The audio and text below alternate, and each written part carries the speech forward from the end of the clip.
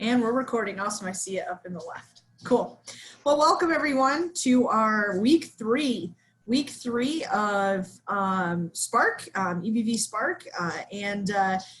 Just for a little bit of background, I gave Elizabeth a little bit of background, but really, you know, what this class is focusing on, some are in business already, some are still in that ideation phase, trying to figure out what's next, and some are kind of working through the current business they have to see how they need to pivot with the economy as it is now.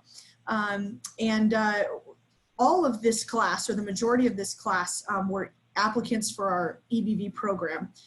Some of them were set to come to Syracuse University, and you would have seen Elizabeth live with us. Some of us were, some were at other schools across the country, but had to be canceled because of COVID. So with that being said, we created, as best as we could, a groundbreaking class that is completely virtual, so that they can still come to EBV next year if they so choose. But it's really just to help them keep going or kick off their business, so they're not waiting a whole year to take some training from us. So without further ado, we are in week 3, which is focusing on marketing. Working through the markets and competitors for your feasibility analysis. You should have watched the video by Tommy Karam on personal branding, as well as one from Neil Torallo, who is a professor and a director of the EBV program at Cornell University, talking kind of about the basics of marketing and the different types of entrepreneurial marketing. And without further ado, I'd like to introduce, I think I've said that 3 times, I'd like to introduce Elizabeth Wimer. She is, I would say at this point, she is a good friend of mine. She has been speaking for our programs for the entire time that I have been at IVMF, and I believe she's spoke quite a bit to our EBV program and VWise program prior to me being here in 2016. I won't take too much time because I want her to be able to introduce herself, but let me tell you, someone with great knowledge that keeps you engaged the entire time, and the person that I've never seen love coffee more than Elizabeth. But I'll throw it over to you. If you could just introduce yourself briefly, give us a little bit of your background, then I'll have a question, as I always do, to kind of kick us off. And then for those who want to ask questions, just let me know in the chat. You can ask your question live, or you can type it in the chat and I will ask it for you. All right, throwing it over to you. All right, thank you. She is right. There is no one on planet Earth that loves coffee more than I do. And coffee is so trendy now. People have shirts that say, I latte and I cup, but I was hard old school coffee before it was a thing. So yes, I love coffee tremendously. I love coffee for many of its benefits, not the least of which allows me to teach in both Whitman School of Management and University College, and take my show on the road to fantastic opportunities like IVMF presents to me. But also coffee teaches us a lot about marketing. And so if we were in person, we would have started with about 3 different intro level, how marketing and coffee related. And then we would have done a little case study. And the whole time you wouldn't have even realized we were talking about marketing, because coffee is just so much fun to talk about. But I'm sure a couple of my answers to your questions will have coffee as an example, because it's so relatable and it's so interesting, and it really lends itself to a great example and a great lifestyle too. I'm also passionate about hockey. And so if there's anybody in the room that is desperately waiting for the NHL season to resume, I feel the specific pain that you are feeling at this point, especially because my team is, and I expect people to drop off after this, my team is the Bruins. And I realize people are gonna hate just because I said Bruins, but the Bruins are poised to take it this year. I'll stand behind that 100%. And so I just can't wait until we resume this season so that I can see them win the first cup since 2011, and we won't talk about how they were robbed last year. All right, so why am I qualified to speak? Well, there's the coffee, and then there's the hockey, and then there's also a background in marketing and communications, and then I've been teaching at the university ever since 2011 in, I like to describe it as classes that interest me. So I don't want to get stuck in a silo teaching the same class for the rest of eternity and never keeping it fresh. So I find my way around all different classes in strategy, foundations of entrepreneurship, and then entrepreneurial marketing, ideation, creative problem solving, globalization. Every passion point of mine finds its way into a class at some point. And so I find that if you're passionate about it, it never becomes work. And I think that as entrepreneurs, you completely understand that idea if you've found the right idea. All right, so what was your softball question, Deanna? I've prepared my answer. Awesome. So just to get us started, if you could just kind of give us, what are some of the biggest factors to think about or questions to ask yourself or answer when putting together a marketing strategy? All right, so when I give this workshop in person, we start with laying the entrepreneurial marketing hallmarks. And so I'm going to lay them out for you briefly, only so that when I reference pieces of them tonight, you'll understand that it's not just one idea. It's actually 5 hallmarks of entrepreneurial marketing that stack with each other, that work together to make what you're doing as entrepreneurs effective, creative, interesting, in a way that gives your business an edge. So the hallmarks that I want to talk to you about tonight, the 5 hallmarks, are targeted, which means that you know exactly who it is that you want to be in relationship, your brand, that customer. They're always targeted.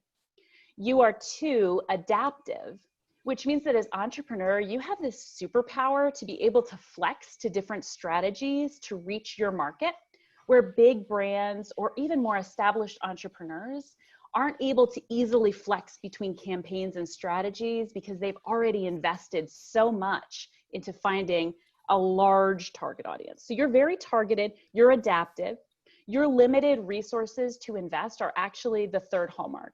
The fact that you don't have a lot of time, money, effort, mental capacity to invest means that you are challenged and then able to figure out exactly what you want to invest and make it work. The 4th hallmark is usually there's not a whole lot of formal research or analysis. That formal analysis is sometimes where bigger brands get bogged down into trying to figure out exactly what the customer wants without doing what entrepreneurs are able to do, which is just ask them. Without that formal research and analysis, you're more flexible. You can talk to your customers in an easier, more effective way than that formal analysis allows. And then the last hallmark is creative. So targeted, adaptive, limited resources to invest, little to no formal research, and then always creative.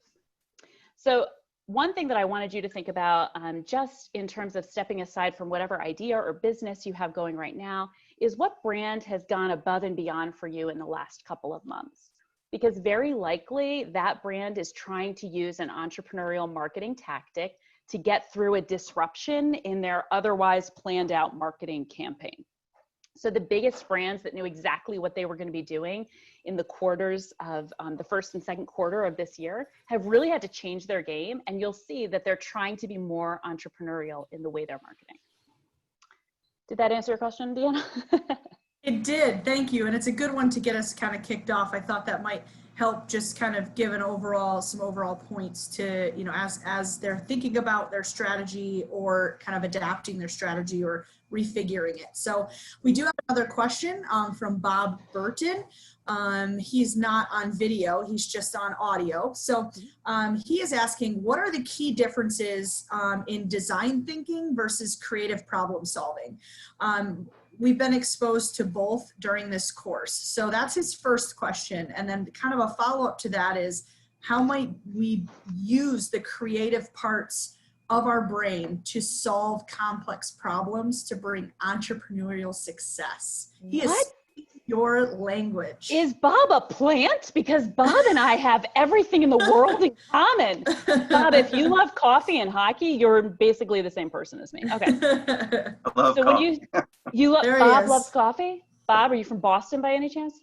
No, I'm from New York. Oh, New York. I know. I live here. I'm not impressed. All Sorry. right. So because I fell so in love with his question, I want to make sure I answer it correctly. The first one was, why do we even need design thinking when we have creative problem solving? That's what he said, basically, right? Like, what are the differences? Yep. Oh, well, we don't need it. So creative problem solving is this a way that you approach any problem. Entrepreneurs can think of this as the problem of fundraising, of marketing, of building a business, or you can think of it as the problem with getting my kids to do their 4th and 8th grade work while I'm also trying to do my work. Any problem that you have can be approached with creative problem solving, as long as you keep that word creative front and center. And if you've seen me in my airplane dress, given my creative problem solving speech, you've seen that creative means it's novel and useful. So can anybody just gently nod that you did indeed hear those words, or should I? Helena, you're basically my teaching assistant. Did you hear the words novel and useful when you saw me in my? Yes, okay. Any questions about that? You're gonna follow up with my TA later. So Helena's got you on the notes if you need them.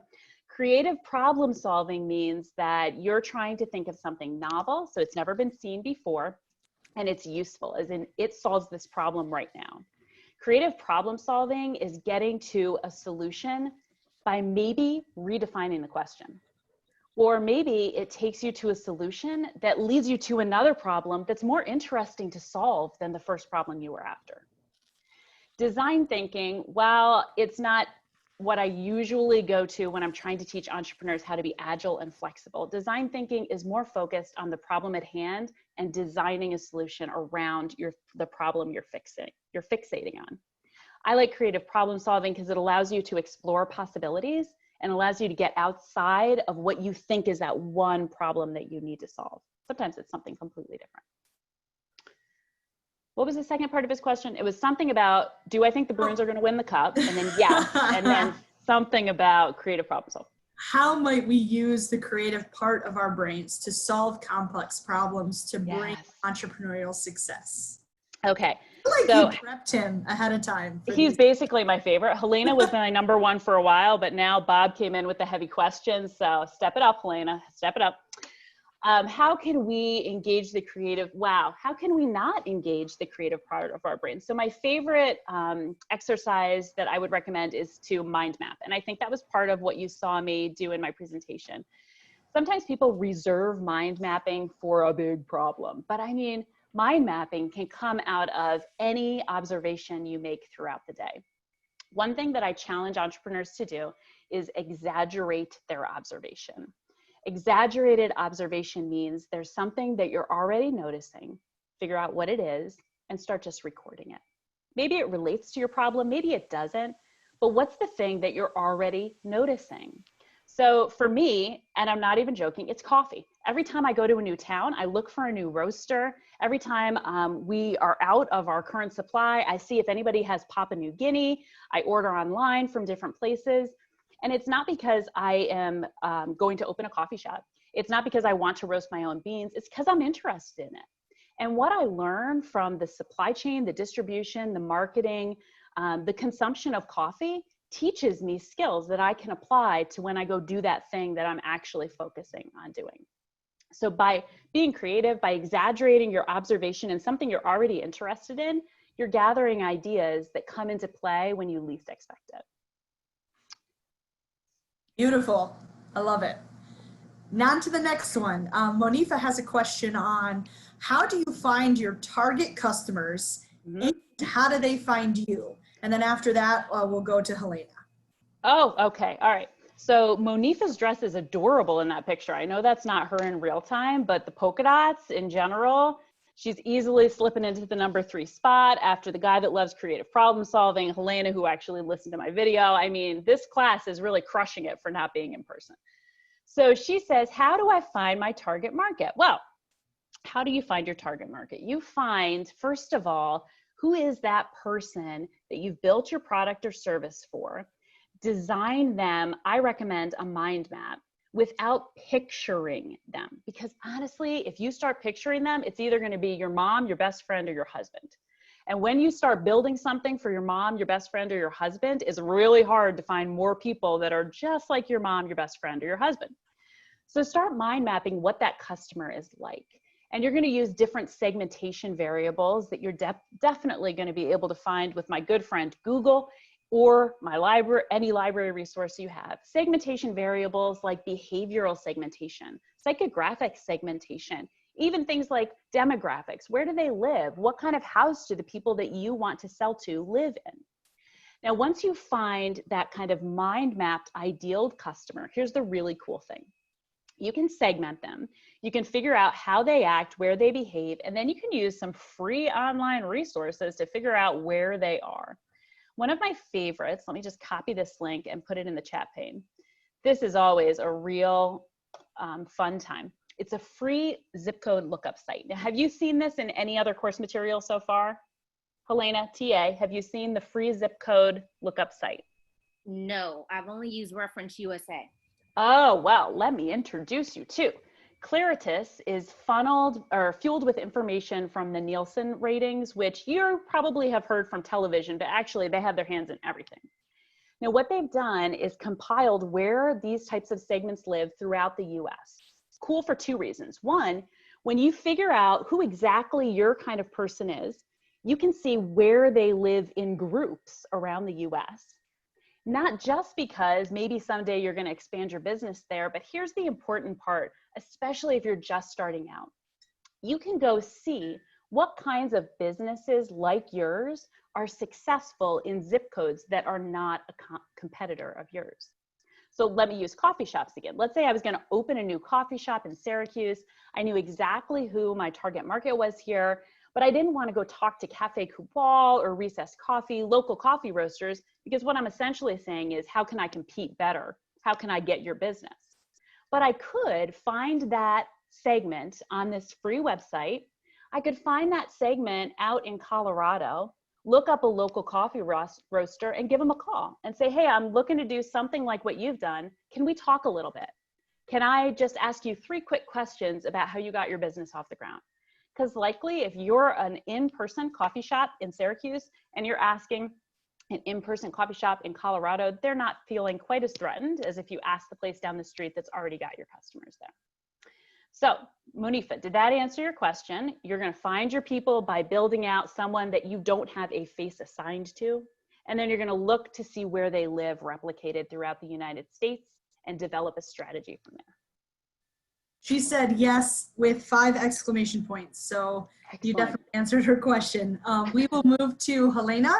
And I do have some questions on deck to ask in the interim as we're in between questions, but please feel free, raise your hand if you're in video. Lamar, I know usually has questions. I love his questions. He has some good ones. Lamar is Captain America. I mean, I feel like he's the hot dog man. Yes. Or post them in the chat. I just want to say that because I know some people are on just the telephone, or the cell phone. So just feel free to unmute yourself and say that you have a question when we're going in between them, because I know you can't really post in the chat. So, all right, moving to you, Helena. Excellent. So as a TA rundown, you spoke about how can we be creative, deciding what the problem is, how do we find a solution, and knowing the difference between ideation and innovation. So I came up with a product that is an innovation on an old product. But as I've gone through, I actually used the James Webb Young, the 5 stages for the creative process. I built my prototype during this time that we've been during the COVID. But my question for you is, once you have your product, you have it established, it's not currently on the market. So how do you determine where you should price that item on the market? We're gonna talk about pricing. That's my second favorite thing to talk about. Okay, so Deanna, I don't do this again unless Helena's in the room, okay? She's now my official, write it into the contract, 3 cups of coffee delivered in person, and Helena. Yes, excellent, crushing it, okay. So Helena says, how do I price this thing? Because I have the next unicorn. Well, let me tell you, this is how you price unicorns. Put it in the chat pane. When you think about entrepreneurial pricing, the key piece that you focus on is value. Now, there's a whole lot of words there. It says understanding the profit and capital objectives. And when you start to look at pricing models, you're going to see most people, most experts will say, well, you've got to cover costs and then leave room for profit. And yes, that's true. Of course, you're not going to price it in a way that it's not sustainable. But I challenge entrepreneurs to focus on pricing with integrity and pricing the value to proactively lead the market. Let me quickly explain those 2 pieces. Pricing with integrity means that once I put a price on this product, I don't discount. It is a fair price. It represents the value of my product, and I don't discount. Discounting is not a marketing strategy. Offering 50% off to boost your business in Q1 is not a marketing strategy. Every time you discount your product, you tell your customers it wasn't worth full price in the first place. Every time you give it away to someone to say, okay, well, if you just try it and then tell me what you think, you're telling them you don't ever need to pay full price because look, I've just given it to you for free. So pricing with integrity means that you have done all of the work needed to assign a price that is fair for the value of what you're offering.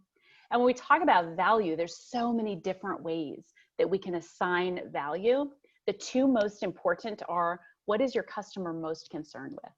Are they most concerned with some technology piece that you're offering that nobody else is? Are they most concerned with customer service? Are they most concerned with your expertise? Wherever they're most concerned is where you start communicating value. And what you're best at is the second area that you communicate value in. Sometimes they're the same thing. Sometimes my customer really wants my expertise and my strongest value is my expertise. But that's once in a blue moon kind of thing. Most of the time, you want to build value on what your customer is most concerned about and what you offer that's unlike everyone else. And they're usually two different things. Oh, price. I could talk about it all night, but did that answer my favorite TA? Did that answer your question? That was exactly right on point. And I'm glad you mentioned the part about discounting, because I think, you know, as veterans, we like veteran discounts. We really, but when you're trying to establish a new product on the market, you kind of ask yourself, should I be trying to send out extra ones, or do I, you know, how do I determine what the price is? And I don't want to overprice myself, even though there isn't another one on the market. If I price it too high, then am I going to miss those sales? But I hear what you're saying, and I just have to go back to the drawing board, base it off of the raw materials, the value that is bringing to the customer. They can't get it anywhere else, so that helps. Yeah. And so small asterisk against never giving it away. The only time that you give something away is when you have a reference customer whose word of mouth value exceeds the price of your product. So if you can get someone who is either a thought leader in your industry or someone that is the CEO of a company that has employees who all need your product, then by all means, that's someone who you don't just give it away to. You say, here's something where we can enter into a partnership. I'll provide you with my product or service, but I would like your reference. I would like to be able to quote you on all my marketing materials and put you on my website and have you travel with me to all my speech. You know what I mean? So that's the only time I say give it away. And even then, you're not giving it away. You're entering it into a partnership. Awesome. I'll say awesome probably after at the end of every answer, because it all is really good information. Angela had a follow-up question when you were talking, and I didn't see it in time, when you were talking before we shifted to pricing, when you were talking about, you know, finding your customers. So she had a specific question about, what about virtual business? Is it the same? What type of strategies did you use there? And then we'll go to Lamar. He has a question live. All right. So Angela, who had a snack that made me hungry at the beginning of this. What is it? It looks like coffee beans, but that's probably not it. What are we snacking on, Angela? It is Texas native pecans, wild harvested, fresh shelled, unsprayed, raw, organic. Is that your business? Because that sounds like something that I'm going to give you all my money for right now. Yes. Right? This is my 16th bag. Whoa, girl, today? Because you might want to. Okay. Sorry. Just saying, we've all got our COVID pounds, but maybe. You do Well, coffee, I do pecans. Okay, I get that. So virtual business is a very broad category. If we're going to sell something virtually that's a physical product, you're going to approach it completely different than a virtual service. So can you narrow down your ballpark for me? Life coaching / alternative to mental health care system. Wow, have you got the right time to launch? If ever there was a big glowing arrow that said opportunity, it is right now. All right, so I got so excited I forgot your question. Deanna, what did she say? She said something about pecans and then something about her virtual what? So she's just wondering about, you know, finding a customer. How do you find your target customers if you're on a virtual, for a virtual business? All right, great. So, so specifically to a virtual consulting business, virtual therapy, anything that you're doing that is offering a service, something that can't be tangible. It is even more important that you don't, I don't want to say don't, that you don't first focus on your end user, you first look at their influencer, okay? So let me explain this to you in maybe an example sort of way. So instead of saying, let's say that I was a certified counselor and I was now looking to start a virtual service, instead of finding people to coach or counsel one-on-one, I'm gonna look for the kinds of people that are gonna refer them. So either a physician or a mental health agency, or even more important, whoever's an influencer in their life. So likely the person they live with, or maybe their neighbor, or maybe someone that sees them and sees that they need to be referred to a counselor or to someone to talk to, but doesn't have any resource to offer them, so isn't gonna say anything. I'm thinking about your pastor. I'm thinking about the people that come in contact with your customer for a virtual service. That is sometimes a more effective place to get your feet in. Thank you so much. Mm-hmm. All right. Bob, I'm sorry, not Bob. Bob has one after Lamar, but we're going to move to Lamar right now. Go ahead, Lamar. Captain America. You're still muted. Oh, there we go. Am I muted still? You're good. Okay. Thank you. I loved your video that we saw a couple of weeks ago. It was great. My question is more in regard to marketing on the internet and social media. And then my second part of my question is how much of your budget should be dedicated to marketing? In regards to marketing, I'm going in the food industry and everybody, so it's hot dogs. And what I see now, and I'm trying to do a different twist with it, but what in my neighborhood, there's all these different people who are using Facebook and Instagram, telling these funny stories, but incorporating their brand to sort of get you to their place. And I think it's creative, but I'm not the guy that's going to be in front of the camera sort of trying to sell that. So is for me, if I know that's not something I'm going to be on social media or anything like that, should I be hiring somebody or should I be looking for that market? Okay. I thought she was kidding, but seriously, hot dogs. What are we doing with hot dogs that's brand new? So you know, it was funny when we first started this talk, we started talking about putting like all these different regional hot dogs in one place where it's not just a hot dog stand. It's like the Chicago dog. You can get all the different hot dogs from all the different areas that you kind of grew up liking in one place, and doing it authentic and true to its core. Even going international with the Frankfurters and the currywurst. I just think it's going to be an interesting place, and it could be a place that you pair it with wine or alcohol. So that's my vision. All right.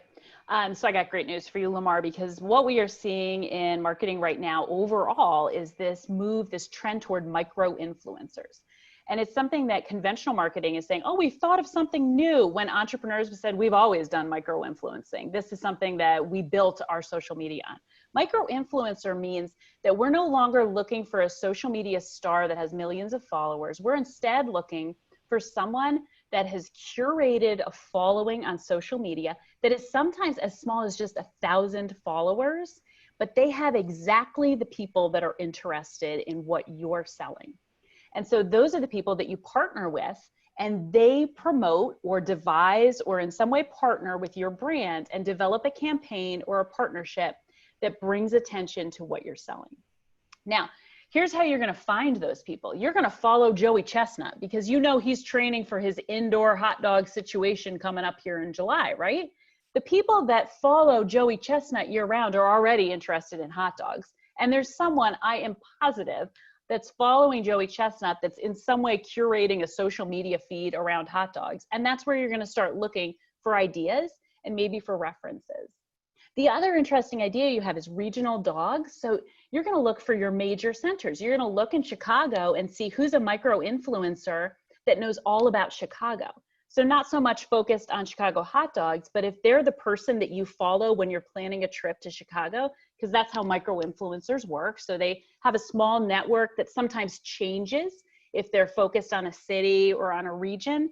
You're going to look for them, and then you're going to be able to do a collab or a partnership or something that highlights whatever hot dog spins closely with their city. It's going to be a unique way, instead of you just posting hot dog emojis all day, because people are going to unfollow you immediately if that's all you do. So you want to look for people that are already going to tell an interesting story, have already curated a following that you can just naturally piggyback on. And then you said, how much should I spend? Well, I love that you're already thinking about budget, because the most important part of a marketing budget is that it's treated as a fixed cost, not a variable cost.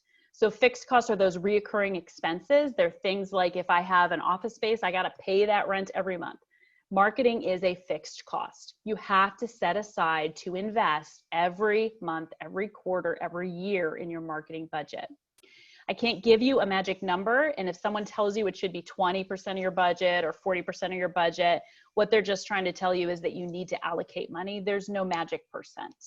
Instead, you have to come up with a marketing plan, which is part of what IVMF equips all of their participants, all of their program participants to do. Come up with a plan, and then naturally you're going to see the numbers emerge of what you're going to have to invest in. Thank you for that. Appreciate it. Moving on to another question from Bob.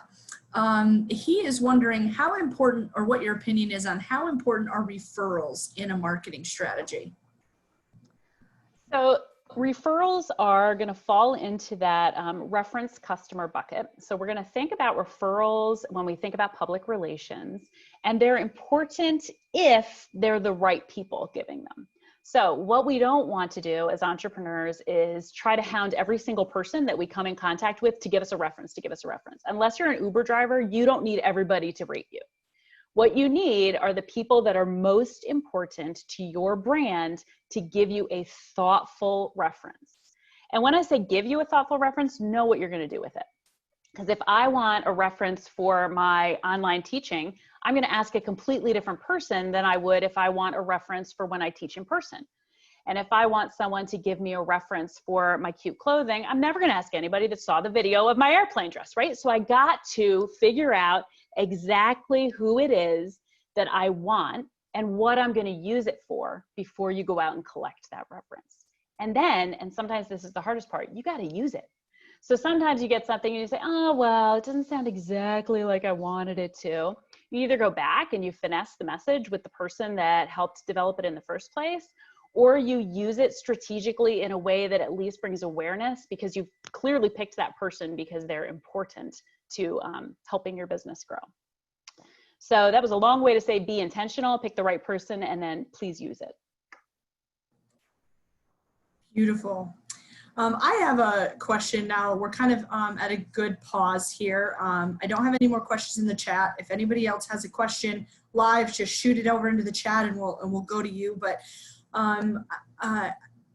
we've also been kind of talking about the personal branding part of the marketing and you know, being the brand, so to speak.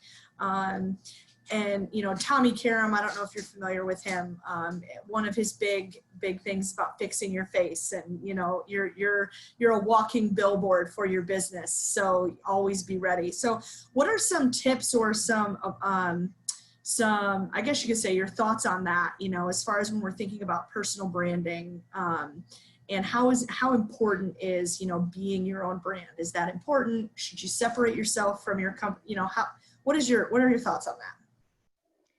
So first disclaimer, it completely depends on what kind of company you have. So I have a friend that runs a candle company in town, and on her social media, she has like an 80-20 mix, 80% business, 20% family. It works really well because her business is built on customer service and relationships. And so people like to peek behind the curtain every now and then. But if you're running a internet security company, I don't care if your kid just learned how to potty train. Like, don't put that on social media. That doesn't make any sense. So it completely has to do with what it is that you're selling. But then sometimes personal isn't always your family. So sometimes it just shows that, you know, when you're taking time to recharge, that shows that you're investing in yourself so that you can bring something different to the business. And I think the first distinction I would say is when you are trying to decide how much personal information or personal content to put as part of your marketing or social media materials, define that personal first. Is it your family you're going to show, or is it you during your off hours, or is it what you're reading, or are you going to have like, I don't know, Thirsty Thursdays, what you drink every Thursday? What are you going to do? And make sure that it's intentional and it follows up with your brand. But then so much as you being your brand, it's interesting because this is an initiative that the Whitman School of Management has taken really seriously with our undergrad business students, because it makes a difference. It makes a difference not just in things like etiquette, and if you know how to, well, we don't shake hands anymore. There used to be this whole thing about how to shake a hand and how to really make sure you were communicating value and that you valued someone's time with shaking hands. But I guess we'll have to switch to fist bumps on that. But how you communicate is definitely tied up in who you are. I would say, to be very broad, because I could probably talk about this for 2 hours, be careful where you put your logo. So if you're going to wrap your whole car in your logo, then you better stop at every stop sign. Make sure that you're not turning right on red unless it is absolutely a legal turn. Your brand is now indirectly tied to the way you drive. And if you're going to wear your brand on a t-shirt, and you're going to wear that t-shirt to a bar where after midnight you don't want to represent what's on your shirt, be careful. Wherever you put the name of your company, make sure that whatever it's associated with is going to be the brand, wherever you wear it or drive it or whatever. Awesome. On to Kavaris has a question. He is wondering, how much is too much marketing? How much? You are asking the wrong person. Ask the accounting person when they talk, because they're going to say too much. It's all too much. All right. So let me give you a book recommendation. Now, Deanna's going to roll her eyes because I recommend this book all the time. She's had to read it. To Sell is Human. Anybody, TA, have you read this book, Helena? You haven't? Oh, You're not prepared? I've not read that book. I didn't know it was assigned to the class. All right, that's fair, okay. So To Sell is Human sounds like it's a book about sales. It is not a book about sales. It's about how we are all in the business of moving people and moving everybody. Moving as in encouraging other people to fall in line with the way that we want to think or act or do or be. And that's everything from the people that I live with in my family, to the people I try to move at work, to the people that I report to.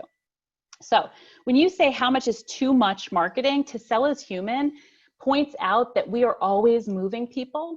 And so the sooner that you kind of distinguish the formal marketing activity that you're doing, and that might be the, the hot dog social media feed versus the informal conversations. When you distinguish those two, there's a place for formal marketing, but you are always selling. You are always moving people. There's always an opportunity for you to be talking about or getting ideas for or engaging in conversations that help further your business. So it's never too much. If you are not dreaming it, it's still, no. Okay, I was the wrong person to ask how much is too much. Well, the one reason why I asked, because you know how social engineering works. If you're on Instagram, you're on Facebook, it gets to the point where they start figuring out what your routine is, and then they start incorporating these ads and stuff. And then there's certain ads that begin to agitate you, and then there's certain ads that just won't go away. So it's not bad. It's like they're putting an imprint, making you remember them, but you still, like, I sat back and saw one ad and I was interested, and then I was done with it. And it just keeps popping up like telemarketing, to the point where now I'm just frustrated with this company. And they're doing a good job with putting themselves out there, but they see themselves in every part of my life, like from my phone to my Instagram. And I'm like, I'm good. I don't want anything. It started out as a positive insight for what they were selling and pitching. But once I did the research, I kind of fell back. Okay, I get it. Let me look at some other options. But they just keep incorporating themselves to now. It's like telemarketing. I'm trying to block them. So I was thinking in hindsight, how would I approach that with myself if I'm doing advertising? Like they tell you to do through Facebook ads and then incorporate certain time frames and certain demographics. But I don't want to put myself out there where I become my company begins an afterthought of a conversation. Like, you heard about this place? They're always pestering you. They're always trying to get you. This clothing line is just, it's annoying.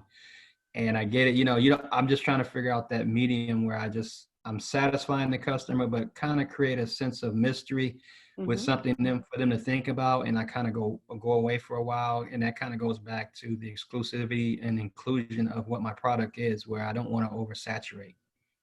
So you said something interesting when you said, it's okay, it's all right, like I don't want it. Well, there's the thing.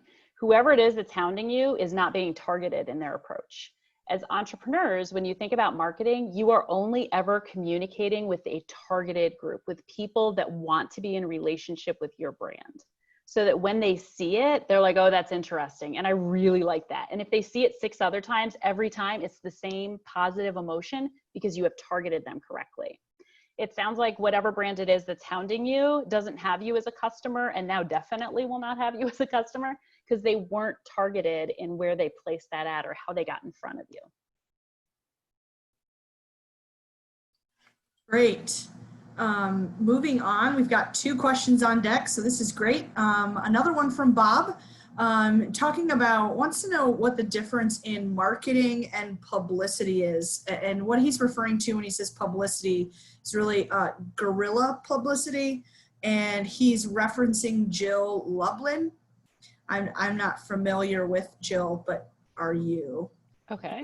To expand on that. So he's just wondering, what's the difference in that?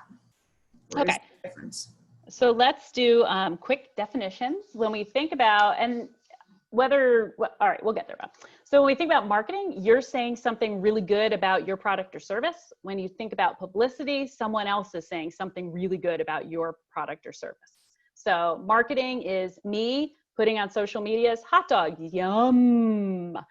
Publicity is Joey Chestnut saying, Lamar's hot dogs, yum. So marketing, I say it. Publicity, someone hopefully credible says it. So marketing and publicity are 2 different arms of the way that you're going to communicate with your customer. You're going to use them both. You don't use just one or the other, but they're not the same thing.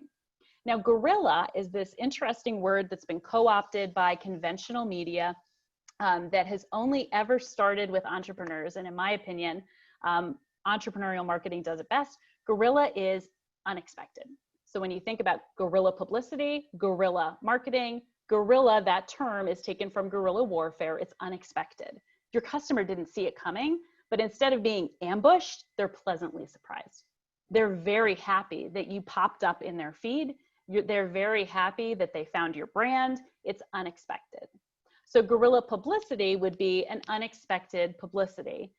Someone that you admire, think is credible, find interesting, tells you about a brand or shares something interesting about a product or service that you immediately want to figure out and find out because it was unexpected, but it was someone that you know and trust or in some way want to be in a relationship with. I just want to hop in and say the Dan Pink book you mentioned on the video was when, and it was related to perfect timing, which kind of goes to the question that was just asked.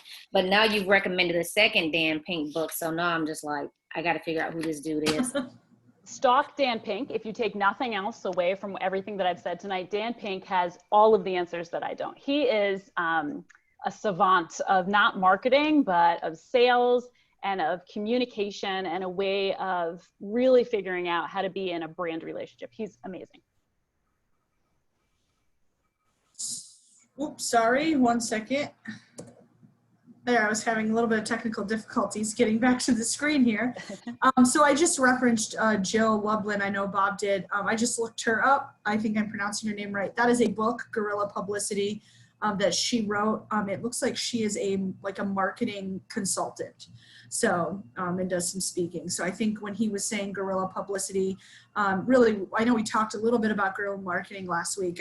Sean got into it a little bit. It's basically doing a lot with a little bit of money is really what we talk about. So bootstrap is it. I mean, I know there's more to it, but did you want to reference that a little bit, or should we move that on? I mean, so we could talk about the ins and outs of that for a solid 3 hours, and I would absolutely love to, but I feel like people might glaze over. The core idea of unexpected, definitely there in both bootstrapping and in guerrilla. Guerrilla is usually the technique. where bootstrapping is the overall strategy. So the idea that you're going to beg and borrow instead of buy is a bootstrapping strategy where we might use a guerrilla technique to execute it. Got it. Thank you. I'm moving on to a question from David. He is asking, do you think that being a guest on webinars or podcasts is worth a time investment when it comes to, marketing and getting your name and business out there? And if so, is the best way to solicit yourself as a guest? Like, how is the best way to solicit yourself as a guest if you're trying to get on there? And then he has a third question, and I'll just mention this, David. We actually are pretty connected with a lot of veteran-owned podcasts. He's asking about veteran-owned networks that might be better to tap into than others. So I can email you separately on that tomorrow. So I'll give you a list of some of the good veteran-owned podcasts if that's a way you're looking to go. So just to come back to that question, is it worth being a guest on those podcasts? Is it worth a good time investment? And if so, what is the best way to solicit yourself?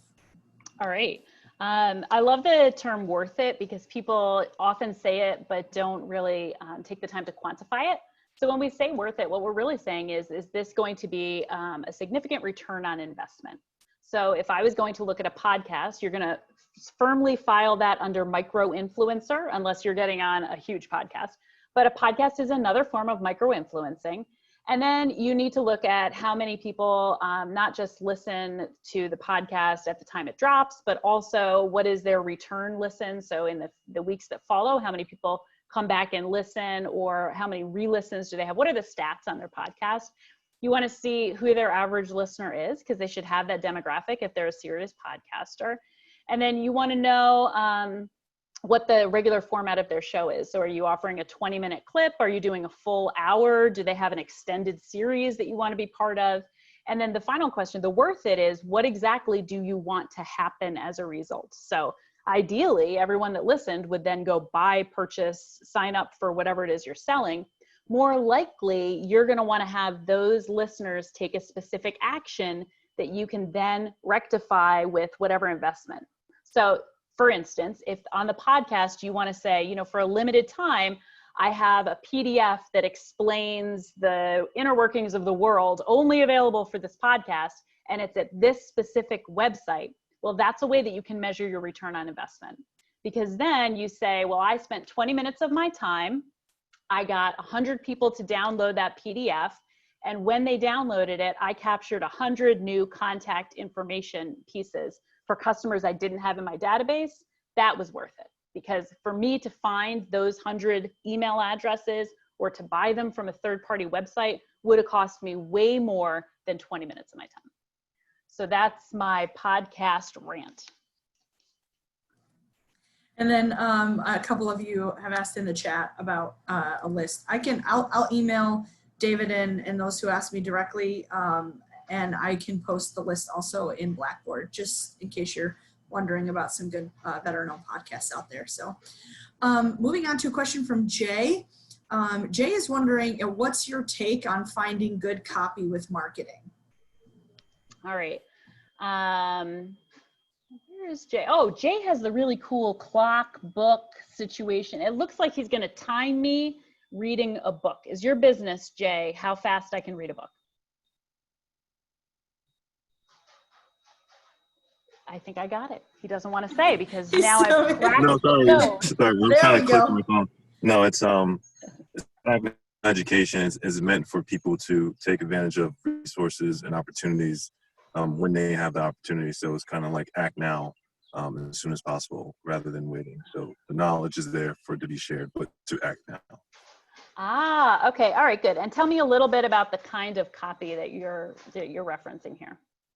So copy, as far as having, individuals who are good at words that draw attention.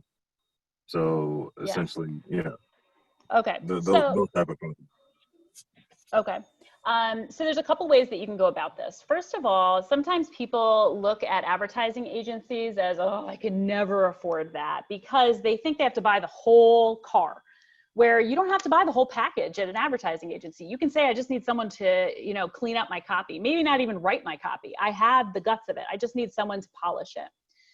So that's an option if you don't want to do any legwork. If you want to do legwork, you head right on over to LinkedIn and you see who is in your network. And you see, first of all, how close they are to you. So you're likely going to have a copywriter, a copy editor, some sort of communications expert that if they're in your network might want to barter to do a little work for you. But my recommendation is if you've never had anyone write copy for you before, have at least 2 or 3 people take a crack at writing the copy you want written, because you probably don't know what you do or don't like right now. And so if you have 2 or 3 people, try to explain your story or try to put in words what it is that you're trying to wrap your head around, then you're going to have more success if you hear a couple different voices, see what you like, and then funnel your resources toward the voice or person that you do like. I appreciate that. Thank you. No problem. Hey, can you just say, Luke, I am your father? You want me to say it and this? You are right, Helena.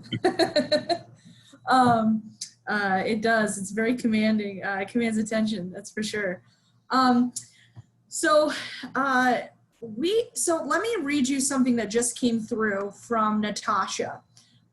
She wanted to explain a little bit about her situation. So it's in the chat here, but she has been, she says, I'm in a year 4 of my business. This morning I woke up on Facebook business post. I posted it on Monday, 22 June, that had 100 shares and about 10 comments. As of 7:18 p.m., the post now has 1,700 comments and 4,200 shares. I have never, ever had a post receive so much attention. The sharers and commenters are also visiting my company's IG page, and the followers are rising. My plan is to go through the comments to like and post responses. What else can I do to ride off of this momentum? Wow, that's awesome. Wow, what'd you post? All right, so first thing is, first of all, this is a hard question to answer without knowing the business or what you posted or how this might have gained such momentum. But the thing that sometimes entrepreneurs get a little excited about is that they have people liking them and resharing and posting, and they think it's because it's their business. And maybe it is. Maybe someone has just stumbled upon your perfect solution to whatever. But more likely there was a word or there was a phrase or there was some idea in there that was really interesting to somebody, or maybe it was the picture that you put with it. So while you see this momentum start to go, you need to think about creating what comes next and trying to figure out what it was in that post that was interesting or that caught attention or that made a spark. And then make sure that all roads are leading home. So when I say all roads lead home, I mean that when you build a website, a social media page on Instagram, a social media page on Facebook, and then maybe you have a TikTok page and maybe you have a whatever, all of them have to lead to one location where you ask your new found customer to take action. And it's not always buy or not always get in a relationship. Sometimes it's just, will you sign up for my newsletter? Can I capture your contact information? So 2 encouraging points I would have for this really exciting thing that happened to you. 1, see what it was that sparked and try to keep that spark going into maybe an ember and then a flame and then a fire. And then the second thing is make sure that you are funneling everybody that's just now found you into a place where they can take action, where they can give you contact information so you can start building a database of potential customers. You found something that's resonating.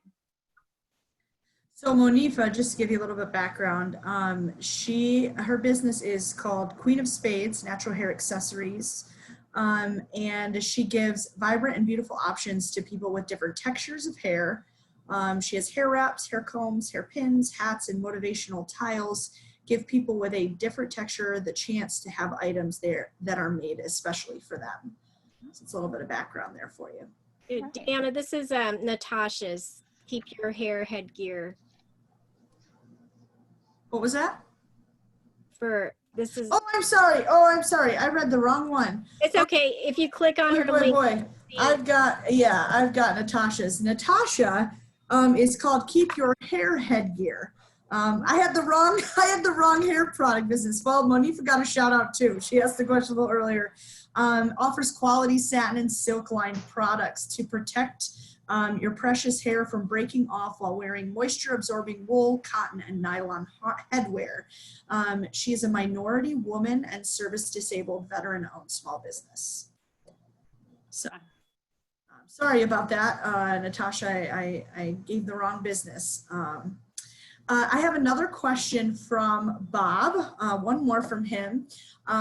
Is a unique selling position the same as my why? He's referring to Simon Sinek. Oh, Simon Sinek. Simon Sinek is one of my They talk other very about, best- and Dr. Haney spoke about this in his first week. He saw, what is my why? Why am I doing what I'm doing? And he's wondering if the USP, the unique selling position, is the same as my why. Yeah. Oh no, Bob just overtook you. Helena, I forgot your name already. Bob has all the. Oh boy, Bob, Yes, Bob. you got them all. You've been promoted. Thank you. Well done. Bob is now the resident expert on the class. Before I tell Bob again why he is absolutely the rock star here, I want to go back to Natasha because I clicked through that post real quick. Natasha, in like the 10 seconds that I scrolled down, that post that you're referencing is the first time that you told me what your product did. So and I might be overlooking it because of the way that I did it, but it was like a clear description of what it was and why it was great. The others looked like it might have been maybe more background about you or about the company. And again, I just scrolled down, so maybe I didn't see it in order, but the way that that was posted succinctly in a graphic, it grabbed my attention and it told me exactly what I needed to know. Maybe it was that idea of just clearly communicating what it is that you offer. Okay, Bob, what was your question? What else should you read? No, the unique selling proposition. Okay, the unique selling proposition is absolutely part of the why, but not always. So the why is sometimes why the entrepreneur is entering into that business or service. And sometimes the gift of offering your creative idea is more closely tied to your why versus why is your product unique. The unique selling proposition answers those two questions I referenced earlier. What is your customer most concerned with? And what do you offer that nobody else does? That's your unique selling proposition. Have you read all those books, Bob, or did you just like order them right today on Amazon? No, that's funny. No, I teach speed reading as part of my business model and leadership. So yes. I feel like you and Jay could get together with the stopwatch, the book, the speed. This is just all one big mix of an idea. I like it. All right, moving on to a question from Josh. Josh is wondering, Josh isn't outside today. Sometimes he's outside and he just has such a great view because you live in California, don't you? Yeah, and I just get jealous because I'm in Syracuse. I mean, like, it's sunny here today. I know, but it's just humid all the time, and I just don't like it. All right. Anyways, enough about Syracuse. Josh has a question concerning social media, specifically Facebook and Instagram. If we're limited on really good pictures, is it better to post these pictures as frequently as possible, or better to wait for a really good visual, maybe weekly, or is there something he's not even thinking of? All right, what I think your business is probably not at all what your business is. But what do you got, Josh, that you only get a good picture once every 23 days?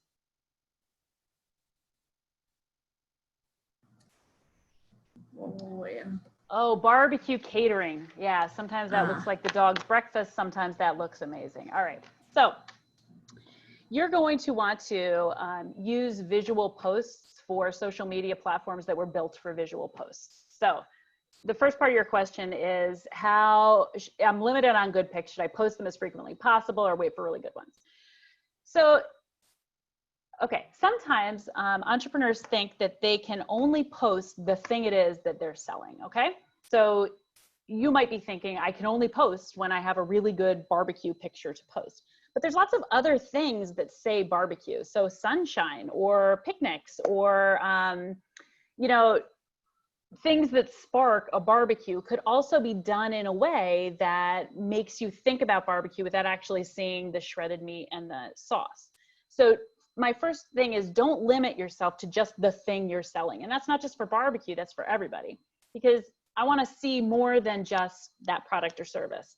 And then, you know, what else can you tell? What other personal side of the story can you add? So make sure that you're balancing in a way that's appropriate to your followers, your product or service versus, you know, who you are as a person, as a veteran, what's your story? Because those are pictures that can fill in outside of barbecue content as well. And then, you know, your events, where you go, what you cater, what it looks like when you get there. That whole excitement factor is something that you can capture visually too.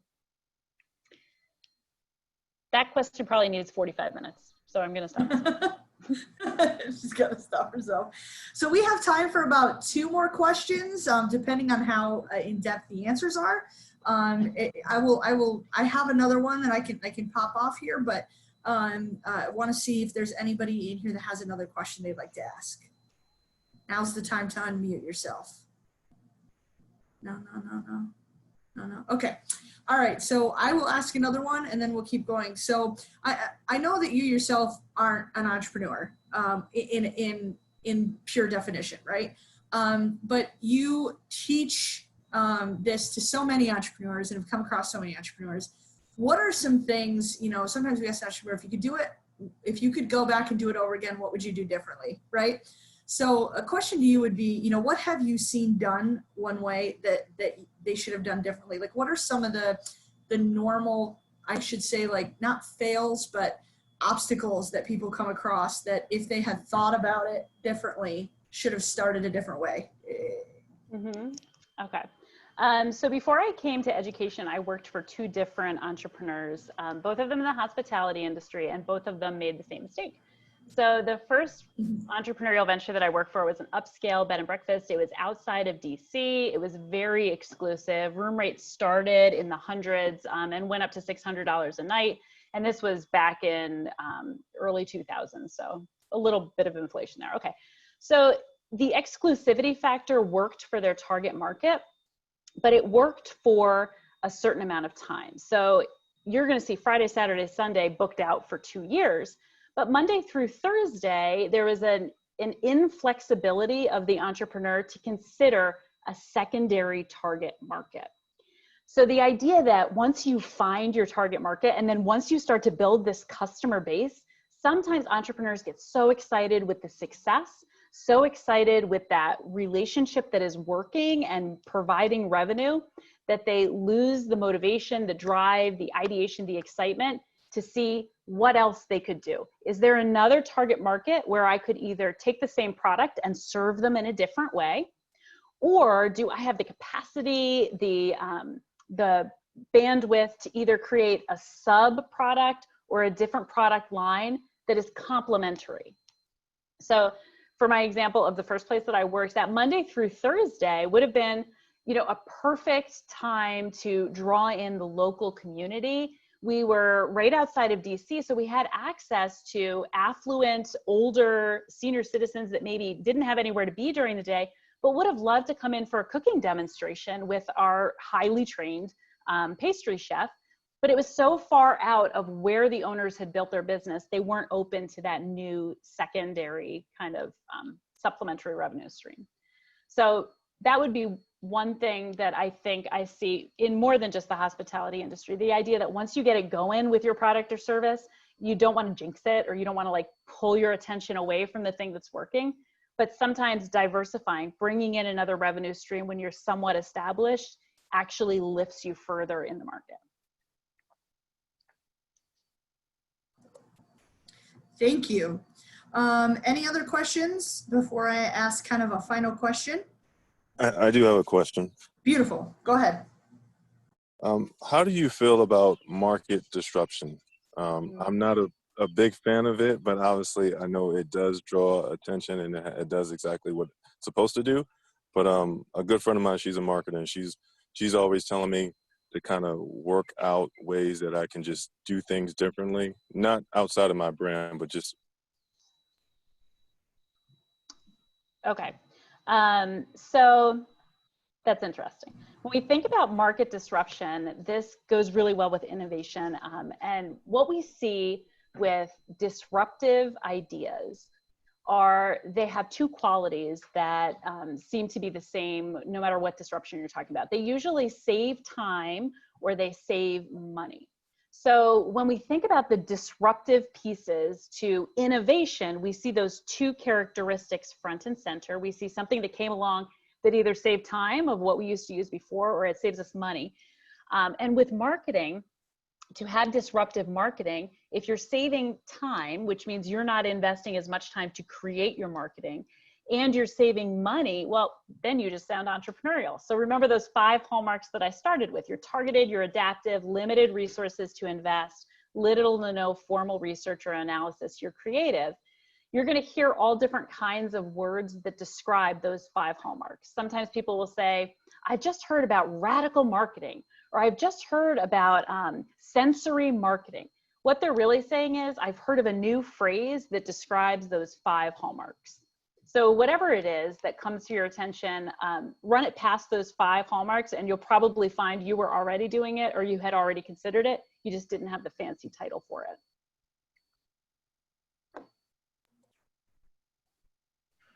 Jay said thank you in the chat. One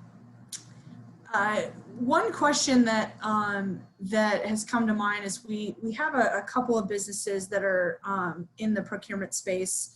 What would you, and we'll kind of take this as our last question, unless we get a quick one come in right at the end. What would be your best practices for B2B B2B companies or consulting businesses? Okay. So first of all, the structure of your strategy is going to be radically different if you're B2B. But since this isn't a strategy course, this is a marketing course, I'll just talk about the marketing aspect.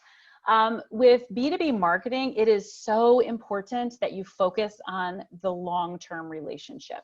Now, of course, it's important that you focus with a relationship if you're B2C, but B2B, you have the potential of not just capturing business with one other party for years, best case scenario, like decades, you work together. You also have their network of people that are either in their space or people that they know who do something similar to them that might also be referred to you. So those are relationships that need to be taken care of in a different way than your customers. And sometimes entrepreneurs think, they have like one way that they're going to really develop the relationship with the customer, and then they're going to either use that for businesses or for individuals, or they read a book and they think I can apply this to businesses or to individuals. But with B2B, it's imperative that you think about treating that business in a very different way than you would an individual customer. That's a little convoluted, but I think I got the point across. Oh, that's good. Thank you so much. All right. So finally, I know you already shared with us, what is a book or a book that you would recommend. Did you have another one on deck to share? And if you don't, then do you have another article or video or something else you could recommend that the class could go to for more information? So I was going to run down my Simon Sinek, Dan Pink list, but Bob stole my thunder there in all the right ways. But here's an interesting phenomenon I've seen. So remember when I said, that exaggerated observation, you're noticing things that may or may not relate to what it is that you do for a job. One thing that I have found really interesting is to read emails that CEOs wrote at the beginning of COVID-19. So when you look at, and if you look in your trash, you have so many that came out from every brand you've ever done business with that talks about how they're going to do things differently over the next couple of months.